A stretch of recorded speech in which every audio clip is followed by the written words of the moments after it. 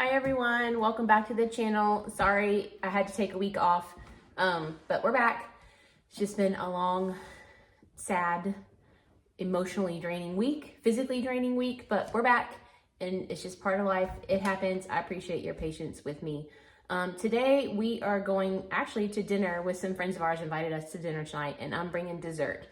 And I thought I would go ahead and film this in case some of you out there might need this recipe or would like to try this recipe, because some friends of ours that are going to be there cannot have dairy products and some mammal, like, or any, not just some, any mammal products, like they can't have the meats, obviously the fats, which includes all dairy.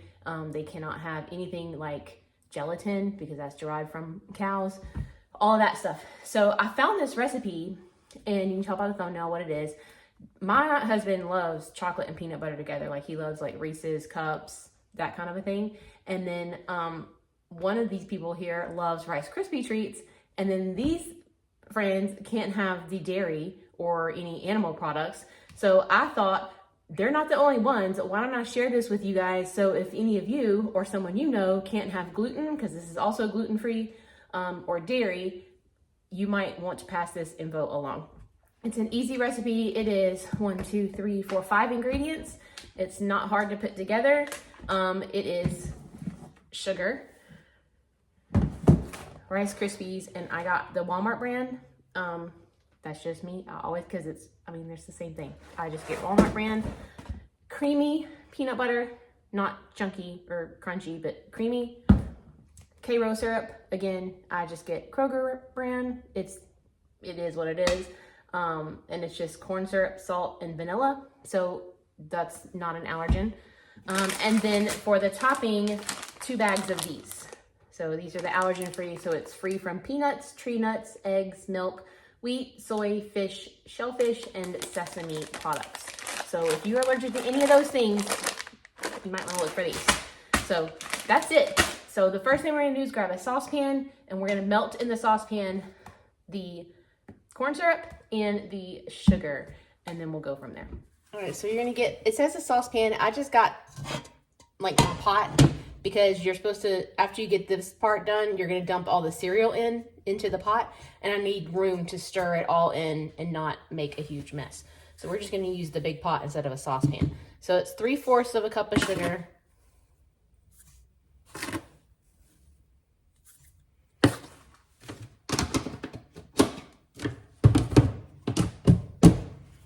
And 1 cup of the Karo syrup, light corn syrup, whatever you want to call it.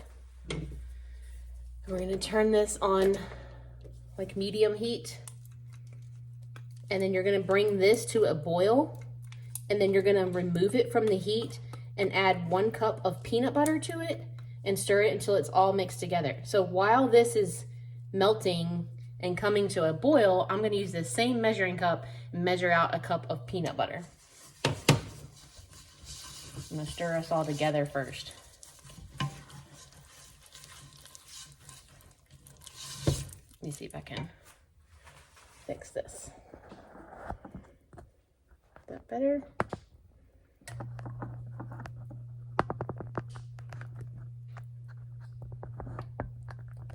That may not be any better, but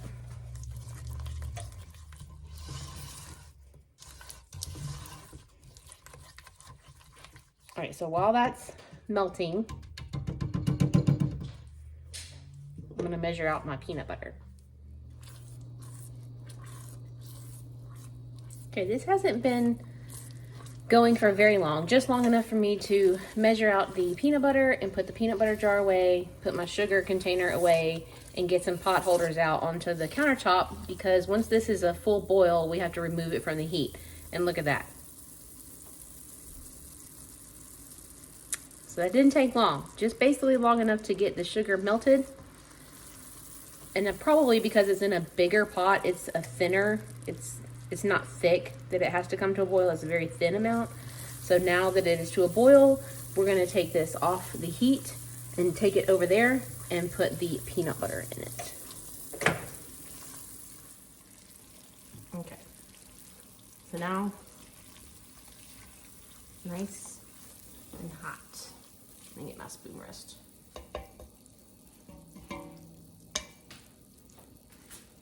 All right, so I got my cup of peanut butter. We're gonna add the peanut butter in.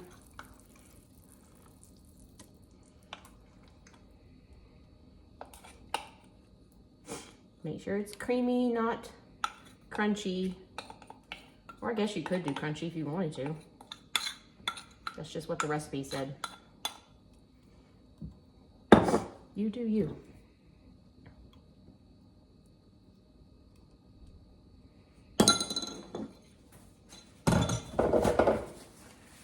Peanut butter on my phone.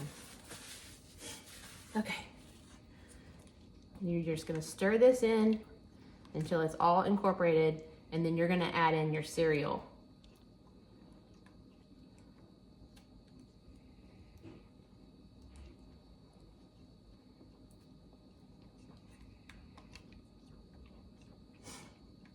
Kind of like Rice Krispie treats, but that calls for marshmallows.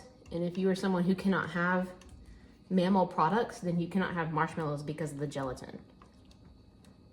Or whatever the chemical is in there. It may not be gelatin. But there's something in marshmallows. If you know, you know. This is almost there. Still a few little blobs of peanut butter. It smells good. I could almost eat that with a spoon.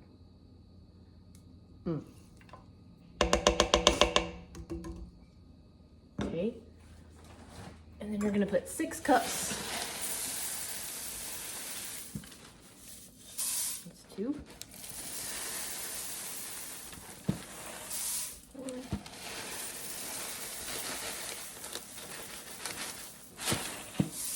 6. That's why I used the big pot.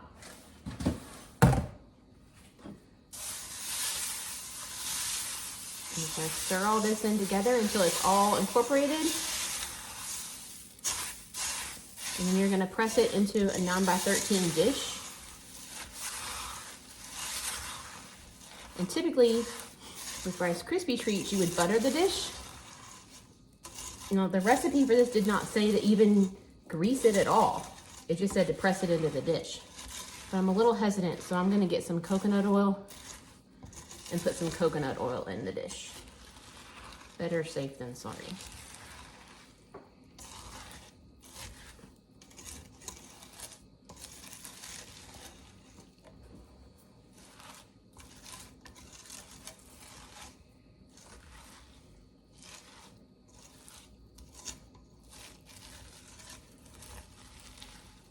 Okay, so I'm just gonna scoot this to the side. Pot holders.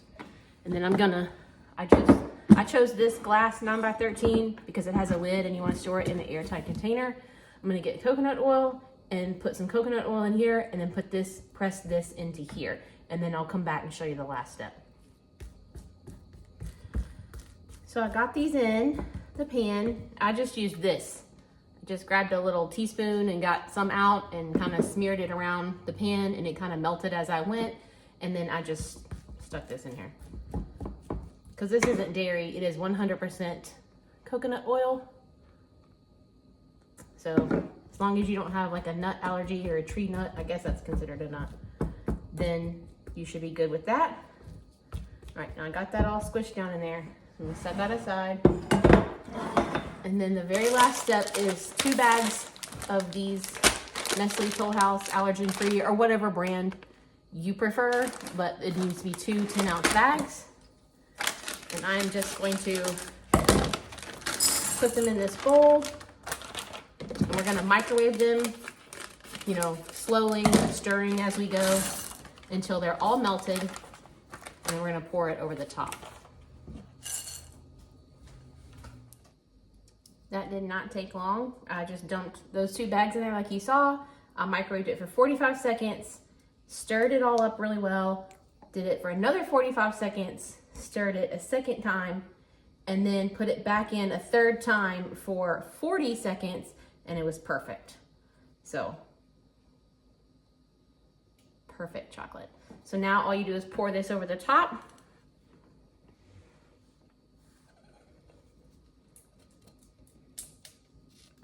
bowl is hot.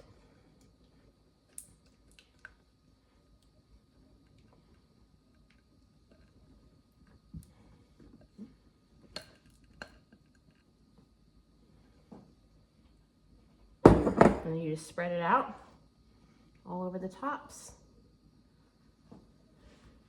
And then once this is set, this chocolate, then you can cut it into bars, which I'm not gonna do until, you know, tonight after our dinner. So it's got plenty of time to set. And then it says that it is best the day that you make it, but you can store it in an airtight container for up to 5 days. Why am I using my left hand? But it looks yummy, it smells so good. Can't wait for us to try these tonight. There you have it. Okay, that is it for this part. I will take pictures tonight after we cut them, but this is what they look like. That looks yummy. So once this sets and we cut it tonight, I will take some pictures so you can see what it looks like, and we'll let you know what we think. But for now, that's gonna be it for this video, and we will see y'all in the next video. Thanks again for being patient with me this week. We just needed some time to be together as a family, and I appreciate you giving us that time. And for now, we'll see you later. I love you. Bye.